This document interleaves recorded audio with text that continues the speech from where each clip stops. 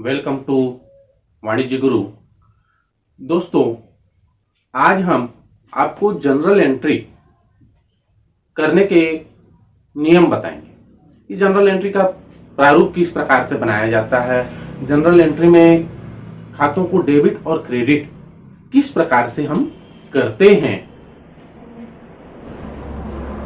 इन सभी बारे में हम आपको एक रैंडमली उदाहरण लेकर, है ना, ये क्वेश्चन किसी बुक में नहीं है, एक अपन काल्पनिक कुछ सौदे लेकर हम आपको समझाने का प्रयास करेंगे कि डेबिट और क्रेडिट किस प्रकार से खातों को हम कर सकते हैं। इससे पहले हमने खातों का वर्गीकरण और खातों को डेबिट और क्रेडिट करने के जो नियम हैं वो अपने पिछले वीडियो में आपके लिए बनाया हुआ है। आपको डिस्क्रिप्शन बॉक्स में उसका लिंक मिल जाएगा। अगर आप देखना चाहते हैं तो वहां विस्तार से डेबिट और क्रेडिट करने के जो नियम हैं वो सैद्धांतिक रूप से बताए गए थे। यहां हम उसी को आपको प्रैक्टिकली समझाएंगे। तो चलिए वीडियो को शुरू करते हैं। दोस्तों, यह हमारा प्रारूप होता है जर्नल का या पंजी प्रविष्टि करने का, नकल बही का। इसमें देखिए, सबसे ऊपर तो हम हेडिंग लिखते हैं, है ना। इसमें हम लिखेंगे, मान लो एक्स फर्म का हम पंजी प्रविष्टि कर रहे हैं तो एक्स फर्म की पुस्तकों में पंजी प्रविष्टियां, या राम की पुस्तकों में कर रहे हैं तो राम की पुस्तकों में पंजी प्रविष्टियां। इस प्रकार से हम यहाँ हेडिंग लिखेंगे। उसके बाद इसका कॉलम हम तैयार करेंगे। इसमें पहला कॉलम होता है दिनांक का, डेट। इस दिनांक के कॉलम में उस दिनांक का उल्लेख किया जाता है, उस डेट का उल्लेख करते हैं जिस डेट को सौदे हुए हैं। हमारा दूसरा कॉलम होता है विवरण का। इसमें जो खाते डेबिट क्रेडिट होने वाले हैं उनका नाम लिखते हैं और सौदे की एक व्याख्या लिखी जाती है। यहां पर आप ध्यान दीजिएगा, जो खाता डेबिट होता है वो पहली लाइन में लिखा जाता है, जो खाता क्रेडिट होता है वो उसके नीचे लाइन में लिखा जाता है, सेकंड लाइन में। जो खाता डेबिट होगा उस खाते का नाम लिखेंगे और खाते का नाम लिखने के बाद यहाँ किनारे में हम संक्षेप में, शॉर्ट में डे या DR शब्द लिखेंगे। नीचे क्रेडिट होने वाले खाते का नाम लिखते हैं, पर जहां से हमने इसे लिखा है जस्ट इसके नीचे से इसे शुरू नहीं करना है। कुछ गैप, कुछ स्पेस हम यहाँ शुरू में छोड़ेंगे और उसके बाद सेकंड जो लाइन है वो स्टार्ट करेंगे। दूसरा इंपॉर्टेंट बात है, यहां हम DR डेबिट शब्द लिखते हैं शॉर्ट में, लेकिन यहां पर हमको CR या क्रेडिट शब्द नहीं लिखना है क्रेडिट होने वाले खाते के नाम के साथ। वहां हम क्या लिखेंगे, वहां हम से शब्द लिखेंगे, वहां पर हम से शब्द लिखेंगे। इसके बाद तीसरा लाइन हमारा आ गया। तीसरे लाइन में या अगले लाइन में, नेक्स्ट लाइन में हम इस सौदे की व्याख्या लिखेंगे, नरेशन लिखेंगे। ये सौदा जो हुआ है इसकी पंजी प्रविष्टि हम यहाँ किए हैं, क्या था वो, किस कारण से ये पंजी प्रविष्टि की गई है, तो उसकी व्याख्या सौदे क्या शॉर्ट में हम यहाँ बताने का प्रयास करेंगे कि ये पंजी प्रविष्टि क्यों की गई। फिर आगे चलते हैं। ये हमारा एक छोटा कॉलम बनेगा खाता पृष्ठ संख्या का। ठीक है, खाता पृष्ठ संख्या में हमें परीक्षा के हिसाब से या पढ़ने के हिसाब से कुछ नहीं लिखना है। ये ब्लैंक रहेगा। ब्लैंक रहेगा तो भाई इसकी जरूरत क्यों है ना। जब अगर ये ब्लैंक ही रखना है तो इसको बनाने की जरूरत क्यों है। इसको बनाने की जरूरत आपको नहीं है, व्यापारियों को पड़ती है। व्यापारियों को इसकी जरूरत क्यों और कैसे पड़ती है, तो ये जो नकल बही हम बना रहे हैं, इस नकल बही के बाद इसमें जितने खाते हैं, खाता बही में सभी के नाम से अलग अलग पेज पर खाते खोले जाते हैं। ठीक है, अगर हमको यहां से कोई जानकारी खाता बही में खोजनी है तो वो एक जटिल काम हो जाएगा, है ना, कठिन काम हो जाएगा। तो इसलिए ये जो पंजी प्रविष्टि हुई, जनरल एंट्री हुई, इसकी खतौनी हमने कहां पर की है, किस नंबर पेज पर की है, वो पेज नंबर यहां लिख देने से आसानी से तुरंत हमको वो जानकारी मिल जाती है। क्योंकि खाता बही हो सकता है 100 पेज का हो सकता है 400 पेज का हो, 50 पेज का हो, तो परेशानी बढ़ जाती है खोजने में। तो इससे अच्छा ये है कि हम यहाँ शॉर्ट में उसका पेज नंबर लिख देते हैं और पेज नंबर लिखने से वो आसानी से हमें वहां पे मिल जाता है। जिस तरह से यहाँ पर पेज नंबर लिखा जा रहा है उसी तरह से खाता बही में भी पेज नंबर का कॉलम रहता है जो जर्नल के पेज नंबर को लिखने के काम आता है। फिर अगला है हमारा अमाउंट का कॉलम। अमाउंट के दो कॉलम बनेंगे, डेबिट अमाउंट का अलग और क्रेडिट अमाउंट का अलग, दो कॉलम अलग अलग बनाएंगे आप। ठीक है, डेबिट वाले कॉलम में हम डेबिट की राशि लिखेंगे, क्रेडिट वाले कॉलम में हम क्रेडिट की राशि लिखेंगे। अब चलिए आपको पूरा डिटेल में ये बना के बताते हैं। मान लेते हैं 2018 जनवरी 1 नगद से व्यापार प्रारंभ किया। ठीक है, तो नगद से व्यापार प्रारंभ किया। देखिए डेट में हम लिखेंगे, सबसे पहले सन लिखेंगे 2018, तो सबसे ऊपर में हम लिखेंगे 2018। ये बार बार नहीं लिखना है, एक ही बार लिखाएगा पूरे साल भर के लिए। फिर जनवरी का महीना है तो जनवरी पूरा जगह नहीं है तो हम ज न करके बिंदी डाल देंगे, डॉट कर देंगे। फिर तारीख, ये हो गया हमारा तारीख।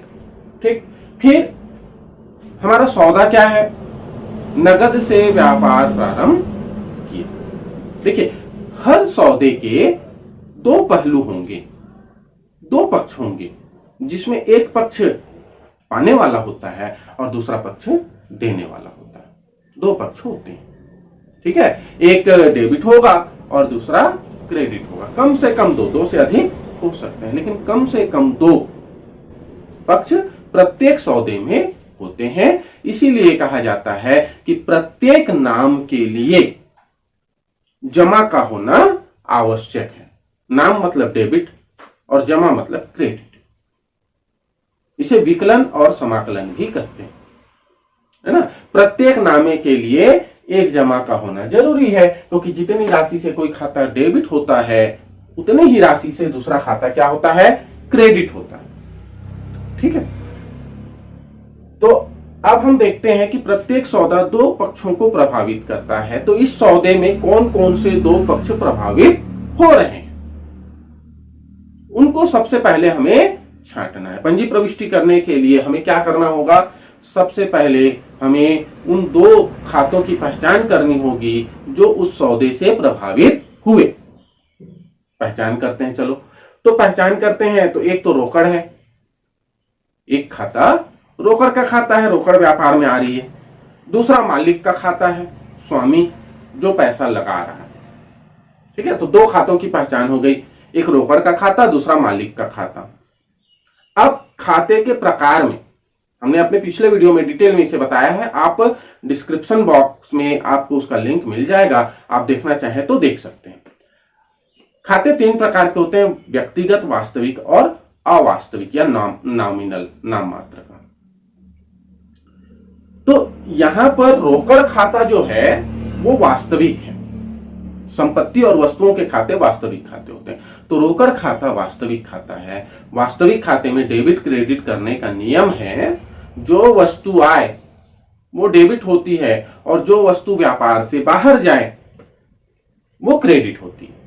तो यहां हम देखते हैं कि जब मालिक व्यापार में रोकड़ लगाएगा तो रोकड़ व्यापार को प्राप्त होगी, मतलब रोकड़ व्यापार में आ रही है, आने वाली वस्तु के खाते को डेबिट करते हैं, इसलिए रोकड़ खाता डेबिट करेंगे। अब दूसरा पक्ष हम देखते हैं, दूसरा पक्ष है मालिक का खाता।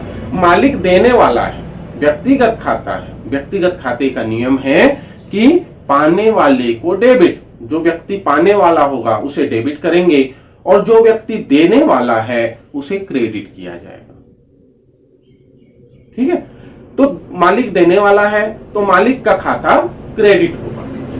पर याद रखिएगा,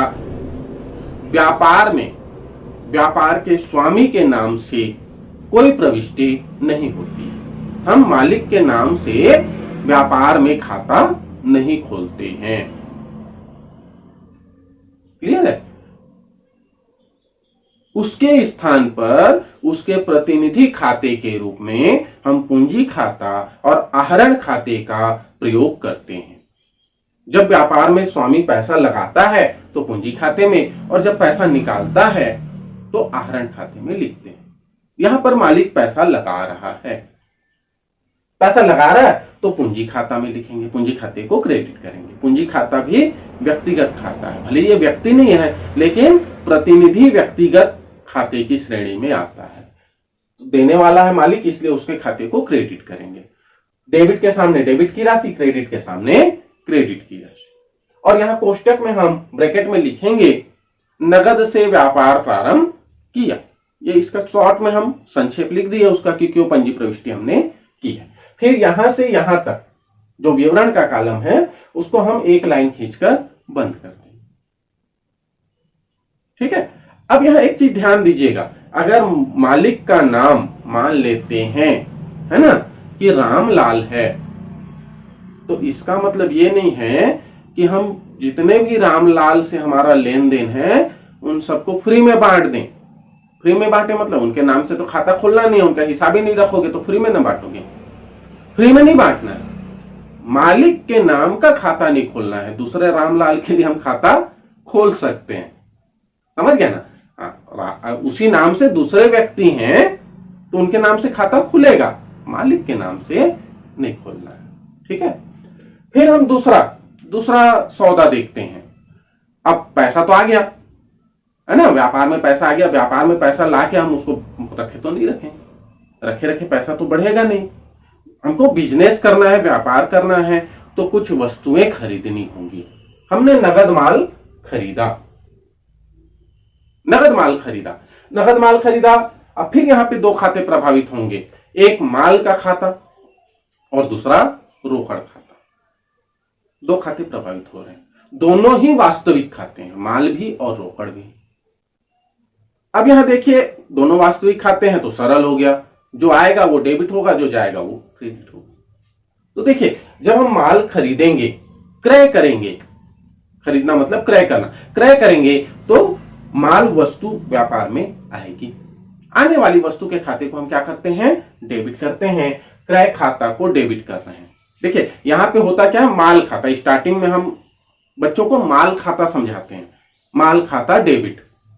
लेकिन खरीदेंगे तब भी माल, बेचेंगे तब भी माल, कोई खरीदा हुआ वापस करेंगे तो भी माल, है ना, हमारा ग्राहक हमको वापस करेगा तब भी माल। तो वो कंफ्यूजन क्रिएट हो जाता है।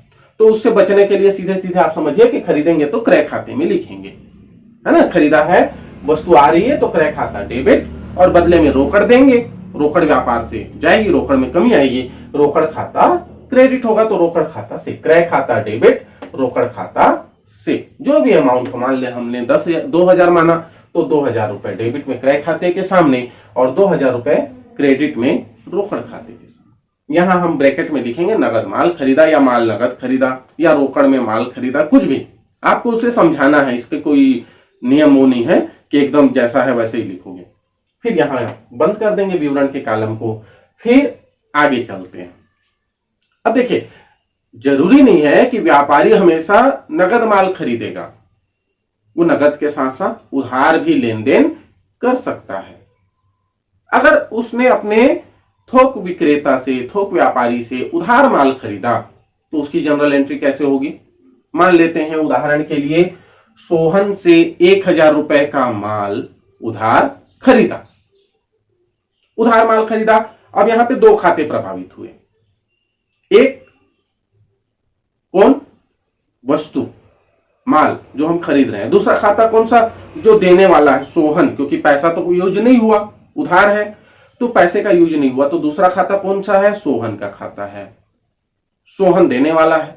तो अब यहां पर जो वस्तु आ रही है, वस्तु आ रही मतलब क्रय खाता, क्रय खाता डेबिट, और देने वाला सोहन है तो सोहन से, क्रय खाता डेबिट, सोहन से 1000 रुपए उधार माल खरीदा। डेट हम आगे लिखते जाएंगे, जनवरी बार बार लिखने की आवश्यकता नहीं है, डैश डैश करके हम डेट बढ़ा देंगे। ये हो गया। अब एक चीज गौर कीजिएगा, यहां तो हमने सोहन से खरीदा, सोहन देने वाला था, क्लियर है। यहां हम नगद माल खरीदे तो यहां भी तो कोई ना कोई देने वाला होगा। वो राहुल हो सकता है, रमेश हो सकता है, अजय हो सकता है, विजय, जो भी विक्रेता है, किसी से तो हम माल खरीदे हैं, पर यहां तो हमने उसका नाम नहीं लिखा और यहां हम सोहन का नाम लिखे हैं। कारण क्या है, तो देखिए अगर आपके घर से आपको 10 रुपए दिया जाता है और कहते हैं कि जाओ, है ना, बिस्किट ले आओ, आप दुकान जाते हैं, 10 रुपए दुकानदार को देते हैं और 10 रुपए की बिस्किट लेकर घर आ जाते हैं। दुकानदार आपसे कोई सवाल जवाब नहीं करता। क्लियर है? अगर आपके घर वाले कहते हैं कि जाओ बिस्किट ले आना 10 रुपए का और लिखवा देना मेरे नाम से, अगर दुकानदार से एकदम आपका परिचय नहीं है बाई फेस, है ना, चेहरे से आपको दुकानदार नहीं पहचानता है, आप दुकान में जाते हैं, बोलते हैं कि मेरे पिताजी बोले हैं कि बिस्किट दे दो और लिख देना, तो दुकानदार क्या करेगा? बिस्किट देके आपको भेज देगा क्या? नहीं भेजेगा। क्या करेगा? आपके पिताजी का नाम पूछेगा, क्या नाम है आपके पिताजी का, किस नाम से लिखना है खाते में, पूछेगा ना। तो नाम का यूज कब होता है? जब सौदा उधार होता है। नाम का उपयोग तभी होता है जब सौदा उधार होता है। नगद सौदे में हमें नाम नहीं लिखना है। क्लियर हो गया होगा? ठीक, चलिए आगे बढ़ते हैं। अब मशीन खरीद लेते हैं। भाई व्यापार करना है, कुछ सामान वगैरह जरूरत पड़ता है बनाने का, तो उसके लिए एक मशीन भी होना चाहिए। मशीन खरीद लेते हैं। मशीन खरीदेंगे, फिर 2 खाते प्रभावित होंगे। नगद मशीन खरीदा, ये सौदा हो गया हमारा 500 रुपए का। 500 रुपए की कौन सी मशीन खरीदी पता नहीं, लेकिन 500 रुपए में कोई भी मशीन छोटा मोटा खरीद लिया। पंजी प्रविष्टि क्या होगी? देखिए, मशीन खरीदे हैं, मशीन व्यापार में आएगी। ये भी वास्तविक खाता है, संपत्ति है।